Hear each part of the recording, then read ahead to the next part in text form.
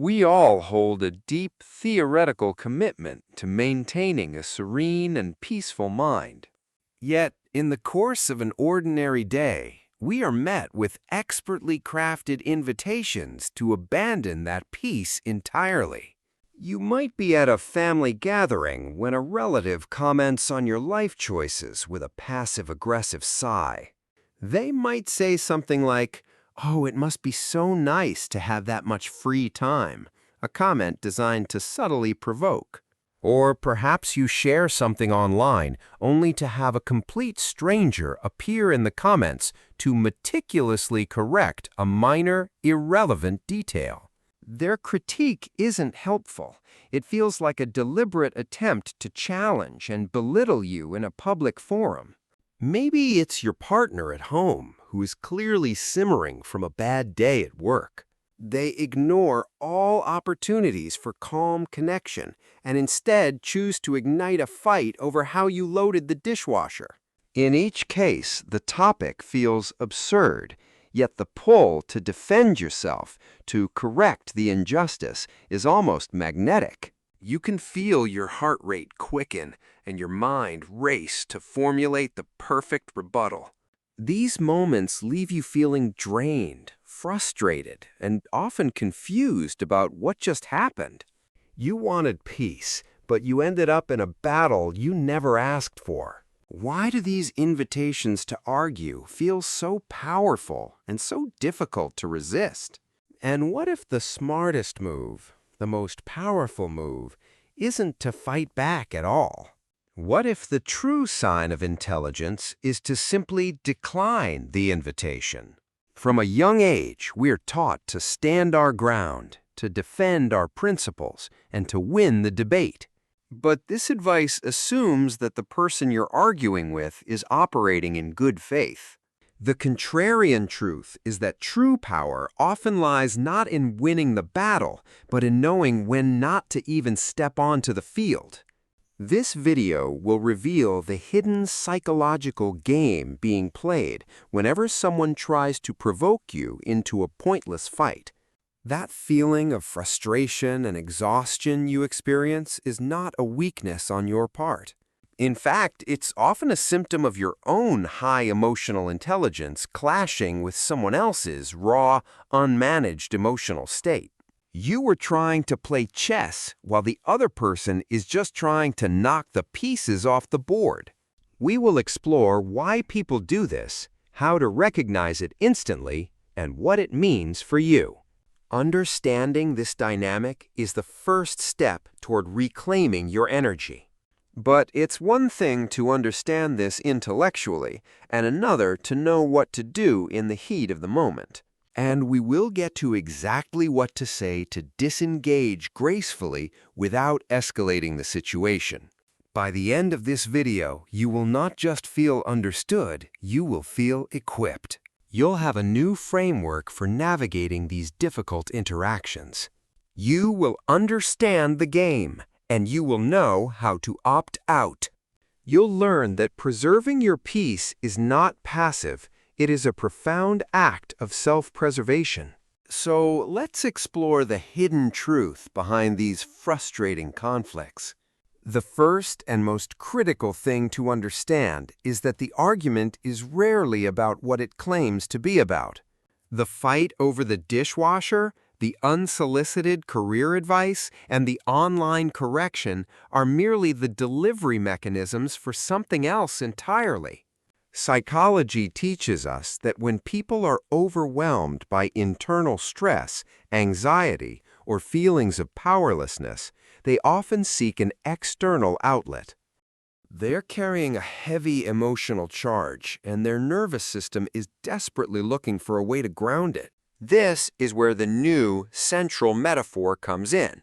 The person provoking you is not seeking a partner for a debate. They are seeking a lightning rod for their inner storm.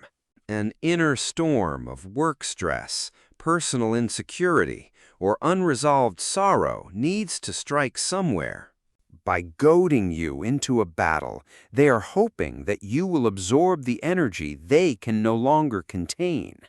It's a process known as projection, where one person unconsciously attributes their own unacceptable feelings to someone else. They feel chaotic and out of control, so they provoke a chaotic reaction in you.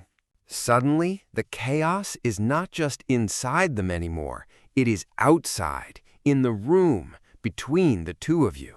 For a brief, fleeting moment, this brings them a strange sense of relief. They have successfully externalized their inner turmoil, making it a shared problem. They feel less alone in their misery now that you have been successfully recruited to join them. Think back to the example of the partner stressed from work. They feel powerless and criticized by their boss all day long. They can't argue with their boss, so that pent-up energy travels home with them.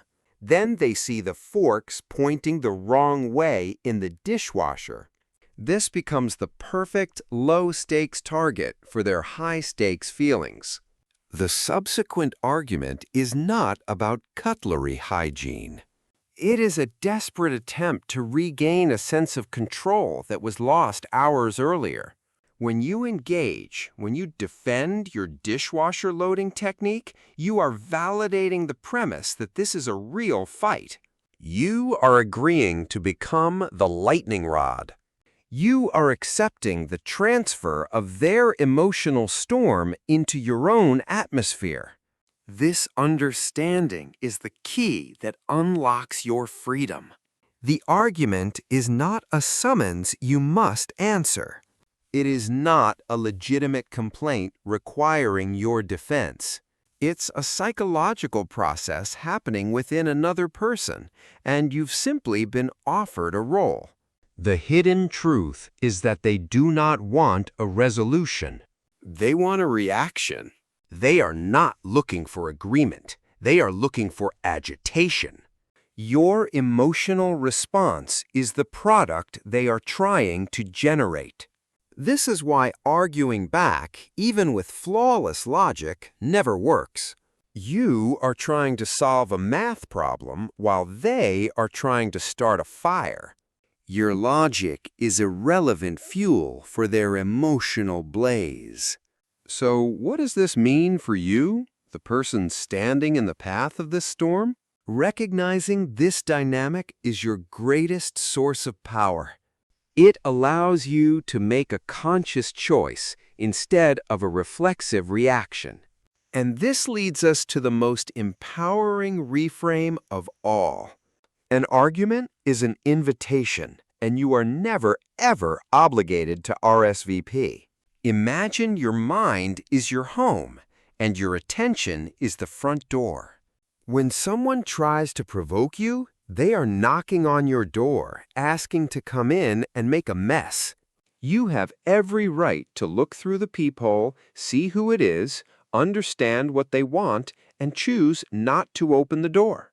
This is not weakness. This is boundary setting. This is proactive emotional management. Think of it like a suspicious email link that lands in your inbox. Just because the invitation to click is there doesn't mean you have to engage with it.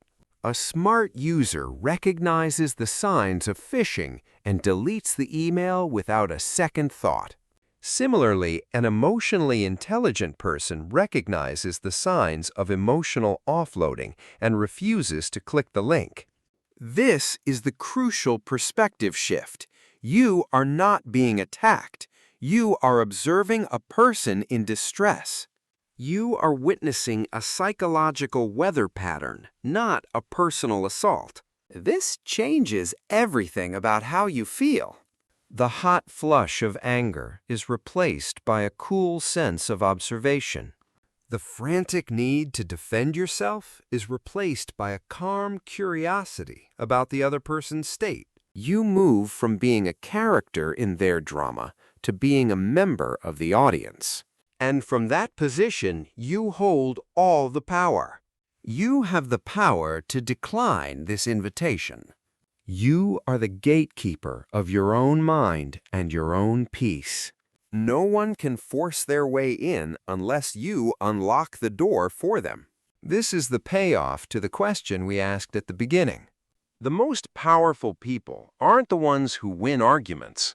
They are the ones who understand the game so well they don't need to play. They refuse to argue because they see it for what it is, a symptom of someone else's suffering. They recognize that participating only harms both parties. It drains your energy, and it prevents the other person from learning to manage their own emotions. So you learn to let the storm pass without letting it into your house. You choose your internal peace over their external chaos. You let them keep their feelings, and you keep your calm. This act of non-engagement is an act of profound self-respect. Your mental and emotional well-being is not up for debate. It is non-negotiable. This is a fundamental shift in how you interact with conflict. It requires practice and a strong sense of self-worth, but the peace it brings is immeasurable. But let me be very clear about something important. This is not about becoming a doormat or adopting a policy of toxic avoidance. There is a crucial difference between a pointless argument and a necessary conflict. Knowing this difference is a higher form of emotional intelligence. A pointless argument, as we've discussed, is a psychological game. Its purpose is emotional offloading, not resolution. The topic is a decoy, and there is no shared goal of finding a solution. It feels circular, accusatory, and unwinnable because it was never designed to be won. A necessary conflict, on the other hand, is completely different. It is grounded in a tangible issue and is motivated by a shared desire for a positive outcome. Even if it's tense or uncomfortable, the underlying energy is collaborative, not combative. Let's compare two scenarios with the same couple. A bad fight is an argument about your tone of voice. This is often a classic lightning rod issue because tone is subjective and impossible to prove or disprove. It quickly devolves into a meta-argument about how you're arguing, and the original topic is lost. The goal isn't to communicate better, it's for one person to prove the other as being mean or disrespectful. Now, consider a good fight or a necessary conflict. This might be a discussion about how to fairly split shared bills and household chores. This topic is tangible and specific. While it might be stressful, both partners have a shared goal to find a system that feels fair to both of them. They are tackling a problem together, not attacking each other. Avoiding this conversation would be harmful to the relationship. Engaging in it, even with difficulty, is an act of love and commitment. So the key is to ask yourself, is there a solvable problem here with a potential shared goal? Or is this conversation just a vehicle for unprocessed emotion? This isn't about avoiding necessary conversations, but refusing to participate in psychological weather patterns. Healthy relationships require you to lean into necessary conflict.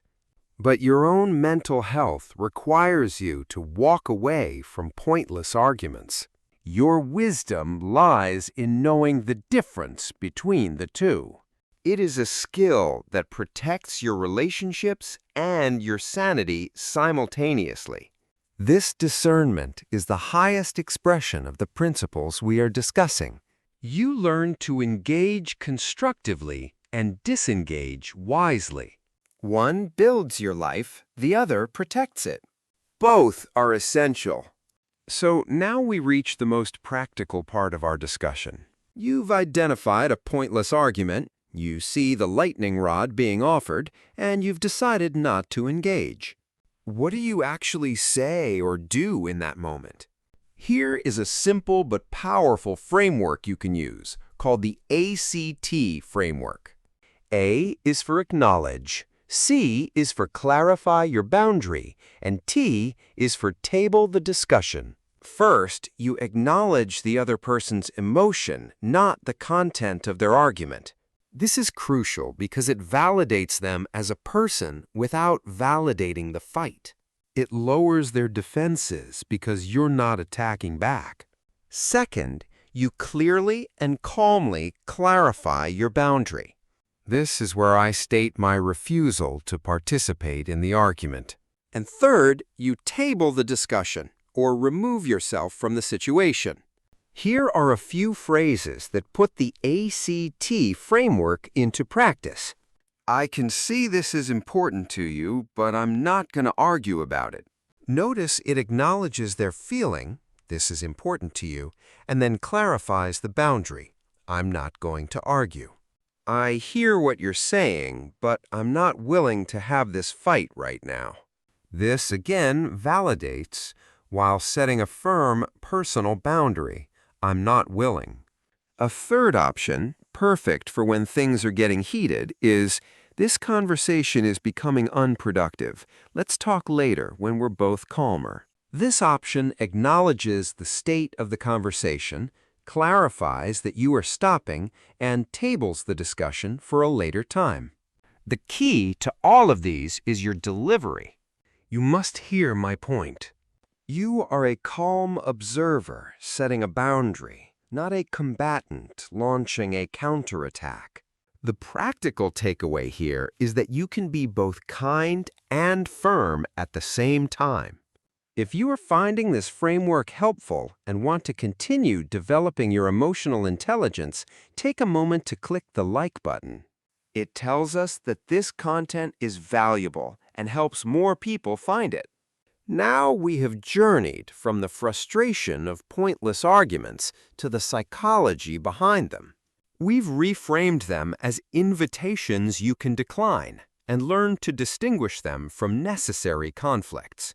So let's return to where we began. Picture that family member making a passive-aggressive comment.